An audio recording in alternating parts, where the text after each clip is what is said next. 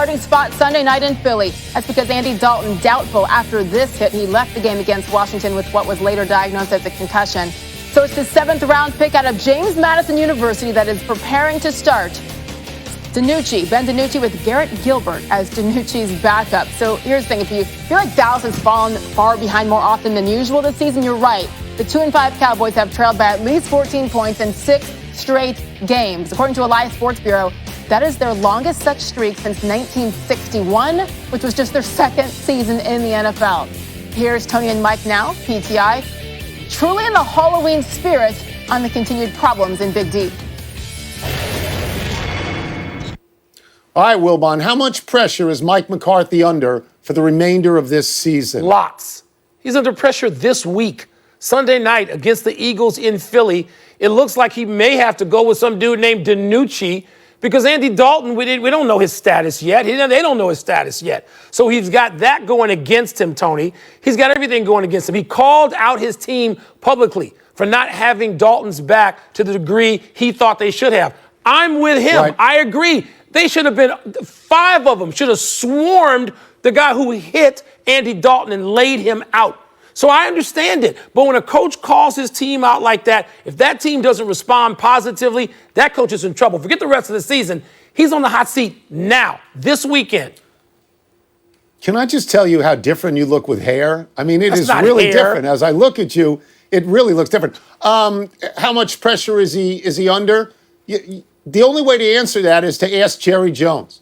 Okay, because Jerry Jones controls the team 100%. Yeah. Does Jerry Jones regret making this hire? I have absolutely no idea if that's true. But this guy lost his team leader and best player, Dak Prescott. Lost him. He's out for the rest of the season. And at this point, almost everybody else, if not everybody else on that team, is overrated, overpaid, and overhyped. And who does that come down on? Jerry Jones is who that comes down on. But he ain't firing himself. Yeah. Jerry's not going to fire himself. No, he's not. Jerry's not on the hot seat. So anyway, really, seriously, you actually do look like the new Chris Paul. Let me just say this. If you're Bryson DeChambeau, I get lots of strokes from you tomorrow. I'm just saying, that's it. We're done. Back to 11 o'clock tea time, pal. 11 o'clock. Let's go. I don't know how to follow that. All right, it's been more than 13 years since the beginning of the Tom Brady-Randy Moss marriage in New England, and it turned out to be a fairy tale union between these two, cementing Randy Moss as a bona fide Hall of Fame receiver. Remember, all the New England Patriots had to give the Raiders was a 4th-round draft pick for Randy Moss, who was certainly a controversial player back then. Fast forward to today, and another super talented receiver who gives new meaning to the word controversial, Antonio Brown. Reunited with Tom Brady, this time in Tampa. So our Randy Moss caught up with TB12 about the addition of AB and a lot more. Tom Brady is going to wind up as a Tampa Bay Buccaneer. Wrap your mind around that one. Man, how has it been for you in Tampa, Tom? Pretty much everything's changed after 20 years being in one place, one drive home, one practice facility, one practice field, one set of coaches. And I think it's just getting accustomed to a whole different routine. And I've had a lot of fun days down here. I said, other than the 2 losses, we've been having a lot of fun. So we're going to try to keep the wins coming. I'm almost glad I was counted out. Tom has 5 touchdowns. For 43. Hey, man. It's 5 touchdowns. Sorry. That's a record. For 43. Oh, yeah. That's a record for you. How comfortable, Tom, would you say you are in this offense? A lot of it's just new. And even though I've been doing it for a long time, I'm doing it with a different group of players and coaches. And I think for all of us, we're learning each other. And we're still learning each other. I think it's going to go that way throughout the entire season. I don't think we're going to get to a point like, oh, great, we got this all figured out. I think there's a lot of room for us to grow with one another. We're just going to keep trying to do it as best we can, put the work in every week, and see how it shakes out. AB and TB, it's going to be, again, in Tampa. How much pull did you have lobbying for a guy like Antonio Brown, coming and playing on this, high explosive offense? Jason and Bruce, felt like there was a right opportunity to add him to a really talented group that we already have. And I certainly didn't object to it. Antonio's going to work as hard as he always has. He's a very hard worker. Everyone knows that. We'll see what we can do when he gets on the field. Talk a little bit about some of the things that we may not know about Antonio Brown coming to your team? Good players, they find ways to make plays, and receivers' jobs get open, catch the ball, and do something with it. And I played with a lot of guys that know how to do that. Mike knows how to do that. Chris knows how to do that. Certainly Antonio knows how to do that. And we just got to figure out how the pieces fit and try to go execute, really well on a weekly basis. What would you say the ceiling is for this team, Tom? It's up to us. That's the ceiling. It depends on our attitude, depends on our work ethic, depends on our determination. Ultimately, it's going to depend on our execution. So if we put the preparation first and the process is right, the results will come. Brady and the Bucs facing the Giants on ESPN's Monday Night Football. They are making a case at the top of the NFC. Marcus Spears and Ryan Clark joining us to give us the real answer. Marcus, which team right now is the best team in the NFC? It's Tampa, Kev. And listen, it's because this is a complete football team. We heard Tom Brady talk about the requisite weapons on offense, but I look at defense as well with Devin White and Levante David in the middle of that thing, and Shaq Barrett and Pierre Paul.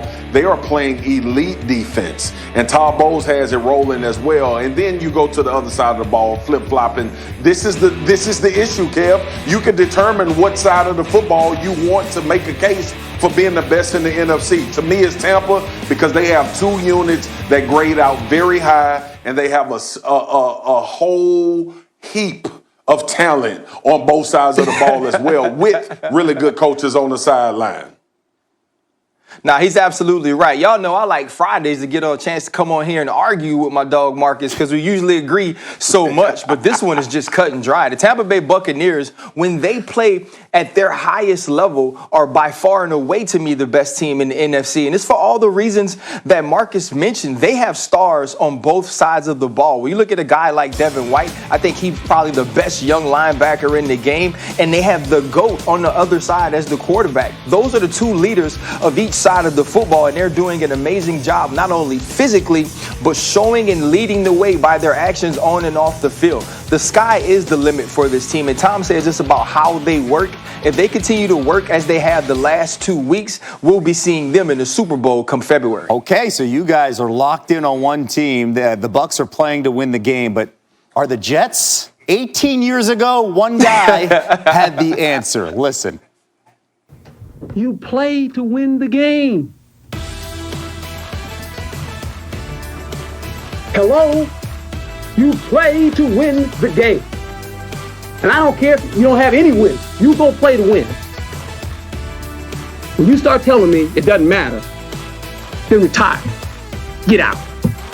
Because it matters. Gosh, we miss Herb.